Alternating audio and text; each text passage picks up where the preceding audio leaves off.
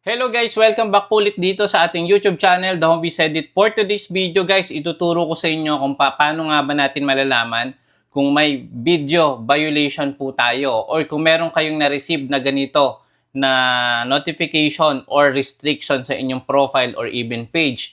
Pero guys, I suggest itong guide na ito is totally working sa page. Pero tirinay ko sa profile ito, hindi siya nakikita yung ibang mga video upload natin dahil hindi siya connected sa Meta Business Suite.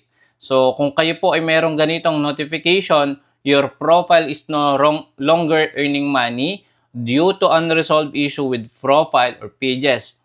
You have lost access to monetization tools. So, ito po yung pangkaraniwan or karaniwang nare-receive ko ng mga humihingi ng guide sa atin paano nga ba natin ito ma-remove. So, guys, ito is for pages. Pero kung profile is ma-open nyo naman yung Meta Business Suite, itry nyo din. Kasi sa isa kong profile na-open ko siya, pero ngayon hindi na. So, ganito yung makikita nyo. And, alam naman natin si Facebook sobrang higpit po sa mga content violation. Kapag po dumabag tayo dito, pwedeng ma-demonetize yung ating account or yung page natin. So, pag demonetize, ibig sabihin, hindi lang po walang earnings, kundi bumababa po yung visibility or yung ating page awareness. So, paano natin malalaman kung meron tayong mga violation? So, ayan, ituturo ko sa inyo. So, meron din akong 3 tips. Tapusin mo tong video na to dahil ituturo ko sa inyo paano nga ba natin siya makikita or ma-delete yung ating mga video na merong violation. So, tara, umpisa na natin. Number 1, paano malalaman kung may violation yung video mo? I-check yung professional dashboard. So, alam niyo naman kung nasa naman yung professional dashboard, di ba? So, punta tayo dito sa ating profile. So, makikita nyo dito, ito yung guys, yung professional dashboard. I-click nyo po yung inyong profile status or pwede rin po yung profile page. Bukod dito sa professional dashboard, makikita nyo din dito yung guys sa may profile, sa may gilid, yung may tatlong bilog. So, makikita nyo guys dito, ayan. So, meron ako ditong copyright issue violation. Actually, ano na naman to, wala na ito, na-delete ko na ito. No, bumalik na yung monetization ko. Yun lang nga, meron akong unusual activity sa aking status dito sa profile. So, I suggest kung kayo is magsisimula pa lang dito kay Facebook, mas okay kung page na po kaagad yung i-create nyo. Doon kayo mag-start ng ano nyo, pagko-content nyo. Okay? So, makikita nyo dito sa inyong professional dashboard or content policy issue, sa profile issue nyo, yung mga violation or yung posible ano nga ba yung nalabag nyo. Number 2, may notification si Facebook na mare-receive kayo kung ano nga ba yung violation or video nyo na may copyright or merong claim, kiniklaim na ibang creator or na ibang publisher. So, dito nyo naman makikita yan sa inyong notification. Mag-a-appear dyan po kaagad yon sa inyong notification. And then yung pangatlo, eto very rare po ito. Kapag napansin nyo, biglang bumaba ang views o na-demonetize ang video nyo, yan po ay may isang violation. For sure, kapag biglang na-demonetize yan, community standard violation yan. So, kapag walang clear na reason at biglang nag-flat yung reach mo sa video mo, sa sample, kaka-upload mo pa lang, before is nagwa 100,000 views ka, tapos ngayon bumababa. So, i-check mo yung nature ng mga recent video nyo. Ano nga ba yung mga video nyo na na-upload recently?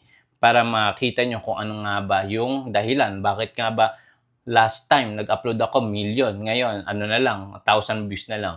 So possible na detect yan na merong violation. Okay? Eto naman, pag-usapan natin. 3 best tips para maiwasan ang video violation sa Facebook. 2025 po ito, no? Ito po is latest. Pero ngayon, before tayo magpatuloy dito sa 3 tips, papakita ko muna sa inyo paano nga ba natin makikita yung mga specific video natin na merong violation. So, ganito po siya. Punta tayo dito sa ating profile. I-click po natin yung support. Ito, click natin yung support. And then, click natin guys yung monetization. After po ng monetization, i-click nyo po yung program eligibility. Ayan. Okay. So, i-check nyo po yung page eligibility. Actually, ito talaga is working po talaga itong guide natin sa page. Pero kung meron po kayong profile na ma-access nyo naman yung mga content nyo doon, itry nyo din po. So dito, makikita natin ang Meta Business Suite. Ito yun. So, click nyo to. Suggested to kung meron kayong laptop or computer para makita nyo mismo yung inyong mga content para hindi nyo siya, hindi nyo masyadong makikita kapag ganitong kaliit yung inyong screen. So, click nyo yung content. Ayan, makikita nyo dito yung mga videos or mga upload nyo. Parang ganito. Meron na ako niyan na ginawa kanina. So, ito siya.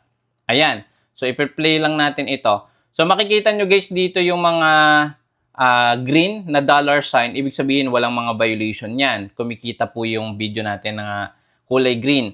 Makikita nyo din dyan guys yung red tapos yellow. Kapag po may red at yellow, pwede nyo i-appeal or pwede nyo pong i-delete. I suggest kung meron kayong na-receive na ganyan, i-delete nyo na lang po kapag merong kulay yellow na dollar sign. Ayan, kapag may yellow or red na ganito, yan po yung possible reason kung bakit po may violation or may unresolved issue. Okay, so ganun lang pong kasimple. I-try nyo na po, i-check nyo na po yan. Okay, ngayon, balik tayo dito sa ating 3 tips, no? Paano ba natin may iwasan yung mga violation dito kay Facebook year 2025. Number 1, huwag gamitin ng copyright music or mga video clips, no? Sobrang higpit na po ni Facebook ngayon, lalong-lalo na po sa mga music, no? Kasi alam nyo naman, kapag po ang nailagay natin na music po dyan ay tawag dito, ay original ng mga sikat, yung mga I suggest kung maglalagay kayo ng mga music, yung royalty free na background or music yung ilagay nyo para walang violation. So, ang kagandahan, si Facebook nag-update na din yan. So, saan nga ba makikita yung mga royalty free music? Kung kayo is mag-upload ng Reels, click nyo lang yung Reels, tapos meron ditong music sa may taas, ito yung pipiliin nyo, ayan, yung mayroong royalty free, at makikita nyo naman dito sa may ibaba yung mga revenue sharing. So, sa revenue sharing, guys, mas malaki yung kita po ng may-ari ng music compared sa creator na gumawa ng video. Kaya I suggest, hanap na lang po kayo ng mga royalty-free music na tugma dyan sa niche po ninyo. Okay?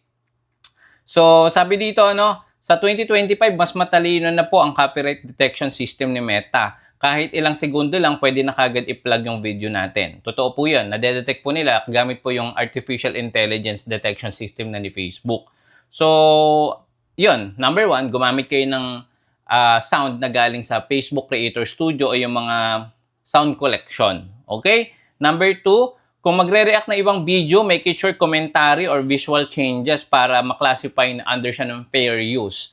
So, mayroon tayong mga nakikita na video na nandito lang sila sa gilid at pinapanood lang nila yung video. Hindi po siya totally commentary or wala man lang enhancement na nilagay doon, wala man lang proper captions or wala man lang yung transition ng video. So, I suggest kung mayroon tayong mga commentary videos, lagyan nyo ng mga enhancement or meaningful enhancement.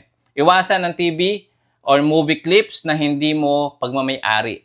So, eto, ang dahil ko nakikita nag-upload nito at suddenly after nilang kumita ng isang buwan, after nun, demonetize na account nila. Dahil kapag po sumahod kayo sa mga unoriginal content, for sure yan, madedetect po ng system yan. Sa next following month, din na yan mamamonetize. Okay? Number 2 tips para maiwasan natin yung violation this year, 2025 kay Facebook. Siguraduhin na wala kang violent or misleading or sensitive content. So, ito mga sensitive content, yung mga civic issue, yung mga ganyan, mga hindi kaaya-aya sa paningin ng tao, yung mga road rage, prone po iyan sa mga community standard violation. Alam niyo naman, ang dami nagtitrending ng mga ganitong video online, no? Yung mga sa road, mga accident, yung mga ganyan, yung mga barilan, yan, iwasan nyo mag-upload yan. Magte-trending nga yan, but again, affected po lahat ng profile or pages nyo if connected. Okay, content that promote violence, ayan, hates, false info, inappropriate behavior will trigger penalties. Sabi dito ni Facebook, gumamit ng positive, educational, or entertaining tone. So, iwasan din ng mga shocking thumbnails or clickbait, no? So, I suggest kung clickbait, mas okay kung compelling. Mas magkaiba po sila. Clickbait and compelling.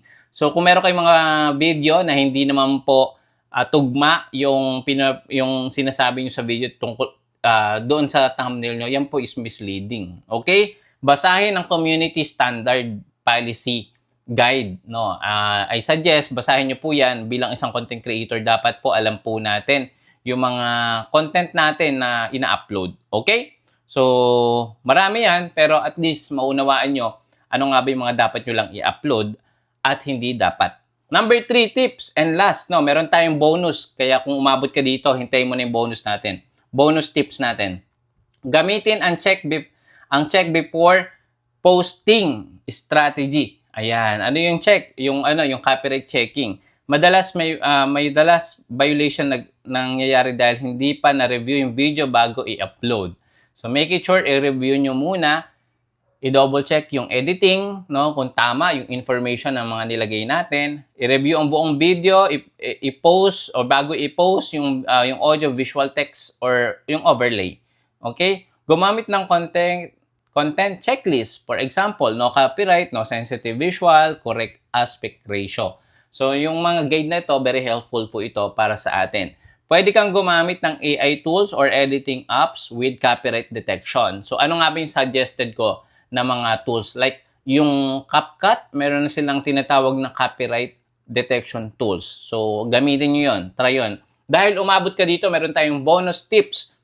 Keep your content original and value pack. Ayan. The more unique and high quality your video, the more Facebook will favor it. So, yun nga po, kapag po original, so sinasuggest po yan sa wider audience. So, mas tataas po yung engagement, views, like, and possible, if monetize, tataas din yung kita nyo dito.